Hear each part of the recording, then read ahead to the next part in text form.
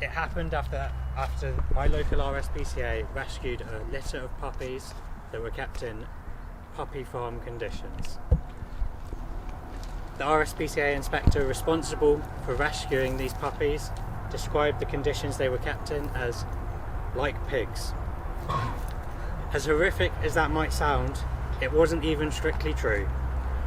Whilst these puppies may have been kept in a pigsty, they may have been found in their own filth. Unlike pigs, they did not have their tails docked and their teeth clipped when they were under the age of 7 days old without any anaesthetic or pain relief. Also, unlike pigs, there were only a handful of them in one shed where hundreds of pigs would ordinarily be kept. So whilst their conditions could be compared to being kept like pigs, in fact, they probably fared a lot better than many would. So I could no longer justify working for a charity that would rescue one animal from these horrific conditions and condemn millions more, billions more, to suffer in them instead. I could no longer justify caring for a handful of companion animals every year, whilst billions of farmed animals have their lives cut short for our momentary sensory pleasure. This is the moral animal emergency that we face. But it isn't the only emergency that we face. Scientists have declared our climate situation a code red for humanity. As Martin and Jane have mentioned, human activity, but particularly how we farm, is destroying the planet upon which we live and fueling deforestation and the 6th mass extinction event that we find ourselves in. So it was for this reason that I started a master's degree in environmental science. Thank you. I'm taught that to ensure a livable future for all, we need to take dramatic action to limit warming to 1.5 to 2 degrees C. We're already over 1 degree C of warming and well on track for 3 to 4, which will have devastating consequences for all life on Earth.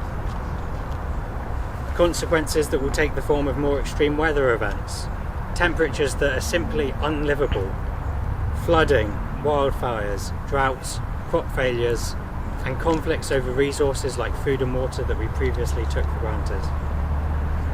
Despite these very clear scientific warnings, however, governments and institutions like the RSPCA continue to do nothing.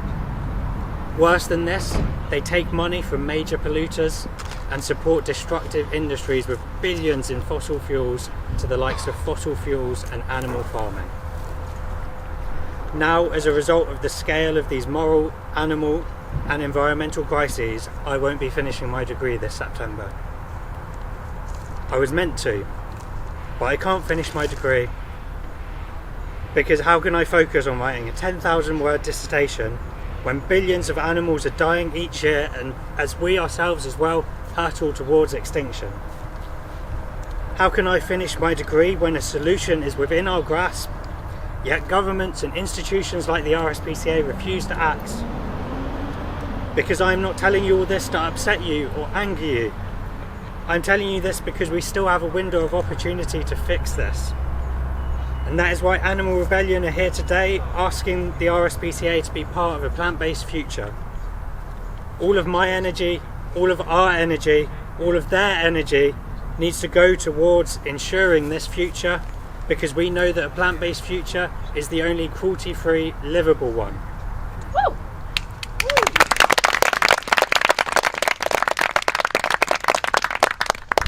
And that is why hundreds of brave animal rebels like you here today will be taking action this September to stop the supply of dairy to supermarkets for 1 to 2 weeks.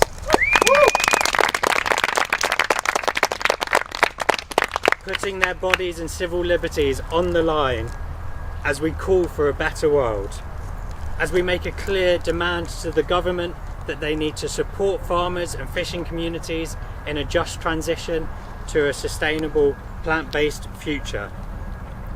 A food system that we know will use significantly less land that can be once freed up, rewilded, not only to draw down carbon from the atmosphere and alleviate our environmental crises, but to restore precious habitats for the countless animals that currently face extinction. So I say to any RSPCA staff in there, or any who are watching this, that they need to honour the legacy of the brave rebels who founded the world's first animal welfare charity. This charity, almost 200 years ago, who led the world in standing up for animals that others would not.